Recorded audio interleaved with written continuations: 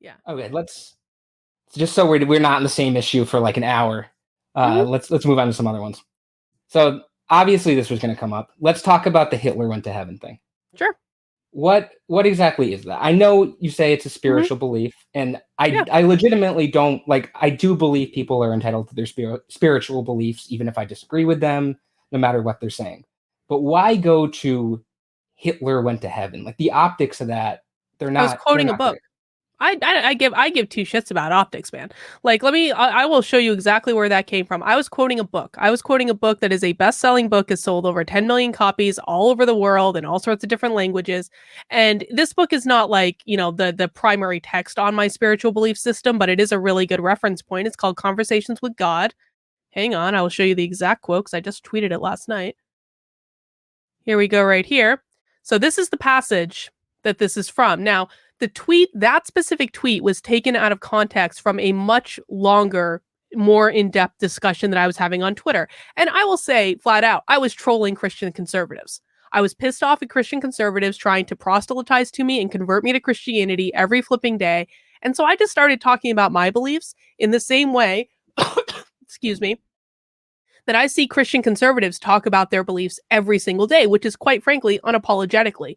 Now, I believe everything that I said, but I did say it in a little bit more of a trolly way. So this is the passage from the book Conversations with God that I was quoting. And basically what it's articulating is this idea that God doesn't look upon us and see us as good or bad people. God loves everything about us. Even the worst possible people who have committed the worst possible acts, God is still going to love and accept that person. And it says, let me see.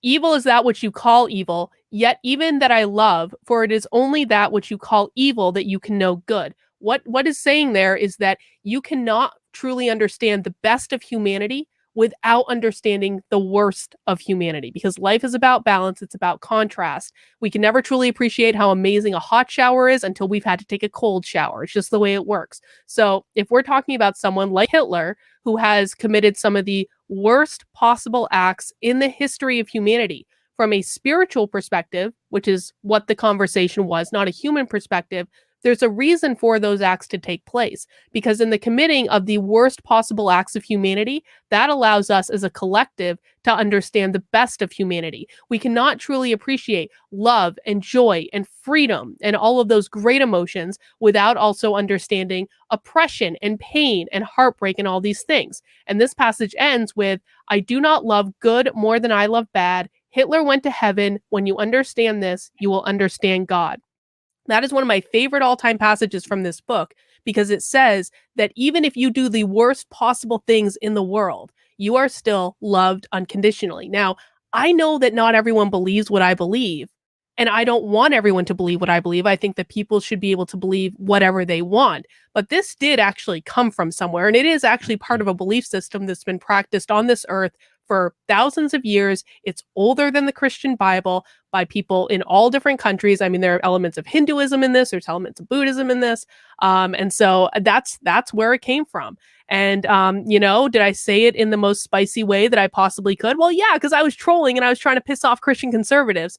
But at the same time, it does come from somewhere. And I don't necessarily think it doesn't apply to people who chose to be born Jewish. It applies to everyone. So that's where it came from.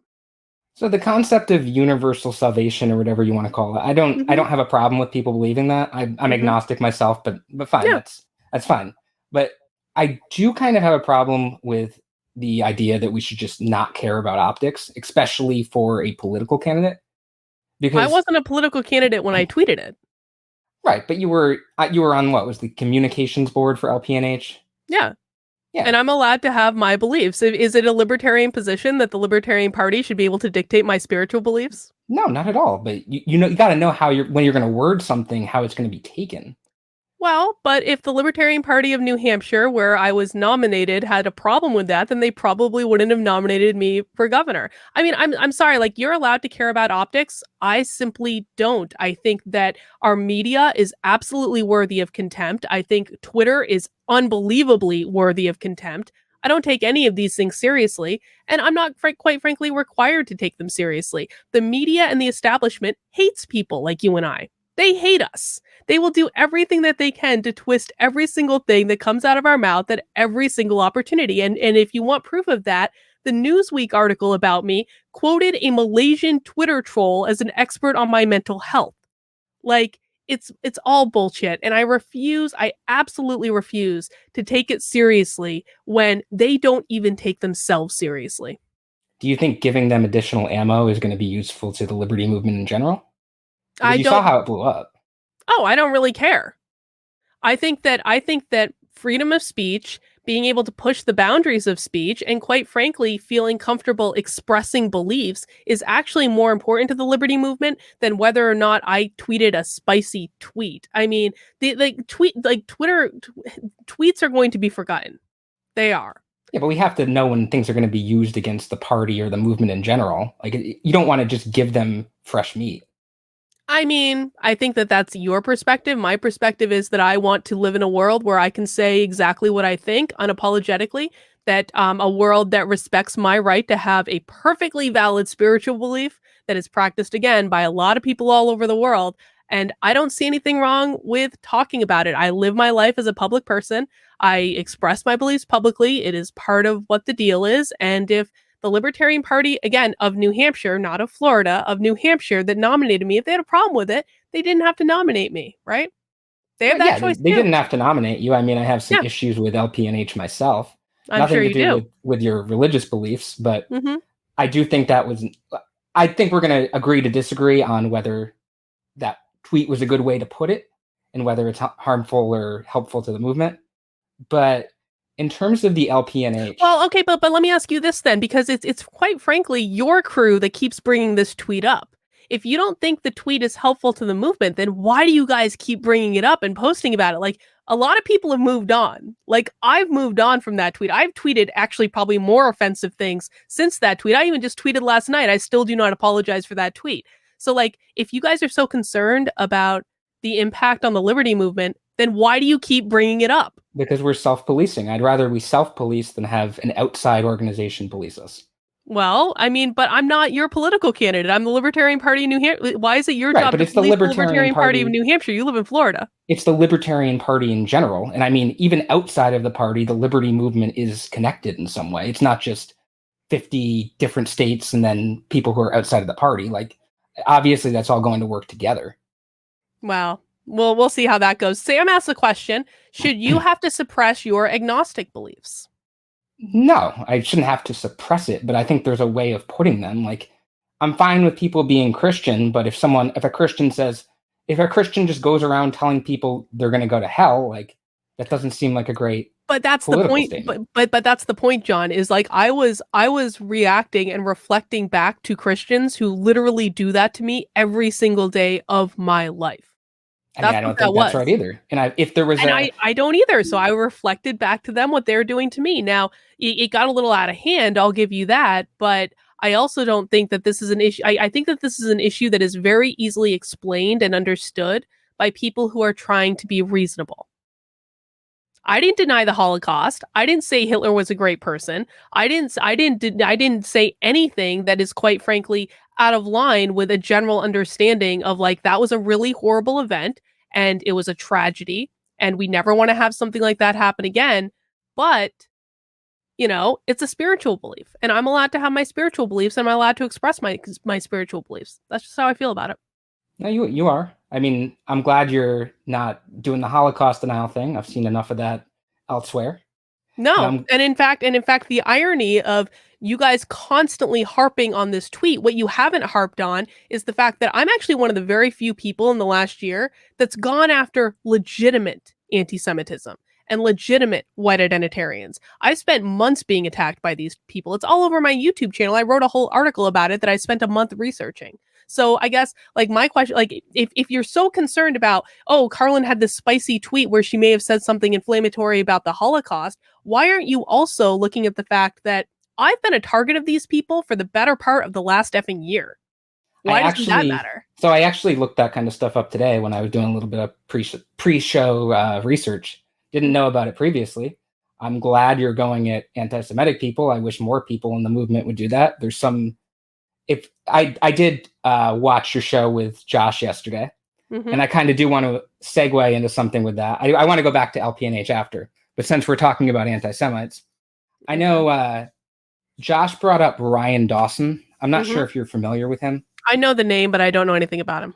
So Josh kind of was going around promoting this guy. He brings him on his show. He defends him. You don't have to take my word for what I'm about to say that Dawson believes. Like, do your own research on it after, but I'm just going to say what it is. He had a video where he blamed the Jews for pretty much everything. At first he was saying Zionists, and then he shifts into Jews. He did this thing where he goes pornography, Jews, pedophilia, Jews, organ trafficking, Jews. And then he insinuated at the end that that's why Hitler came to power, basically.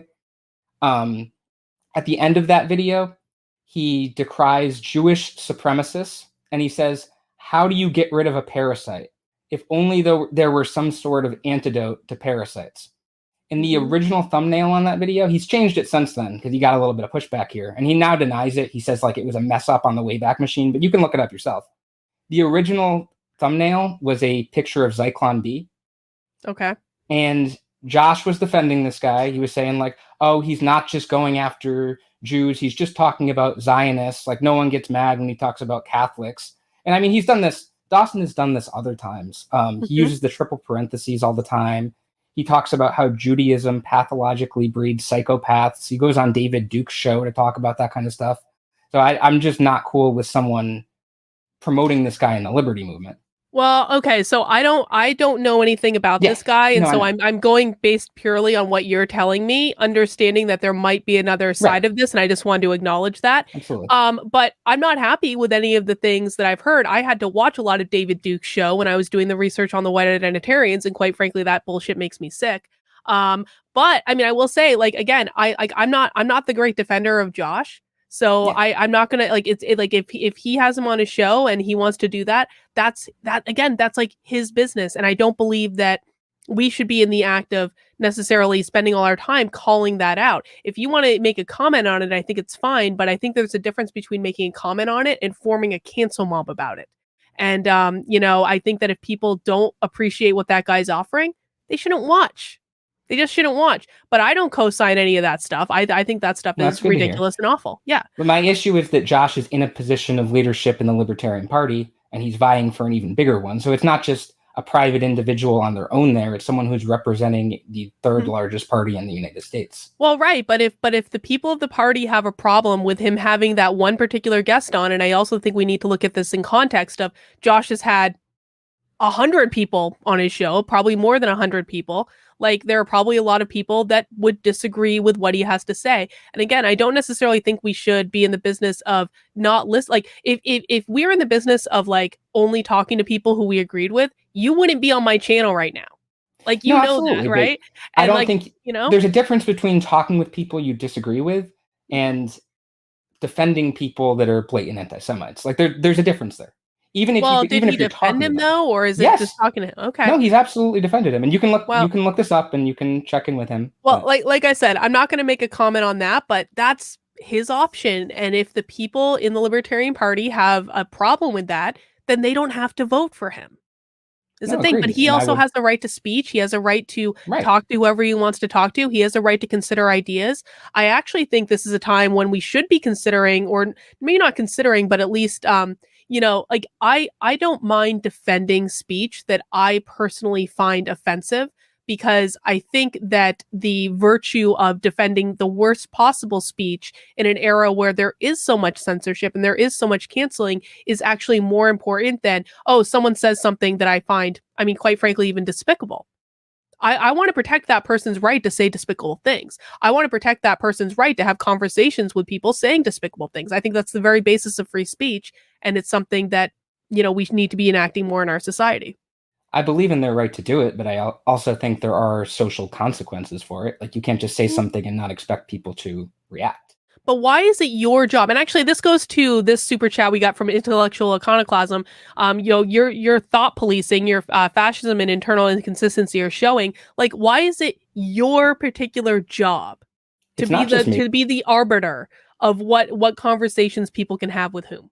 It's not just me. I'm just expressing my opinion on problems I see in the liberty movement. I mean, other people can do that too. They're free to. Well, and the system is down says hypothetically it is bad optics to is it bad optics to host a podcast dedicated to shitting on the most influential leaders in the liberty movement? I think that's a fair question as well. What do you say to that? No, that's a fair question. If I think there are major problems with those influential leaders, I do think that's a good thing to do. I don't think some of them should be leaders. Mm-hmm. Okay, fair enough.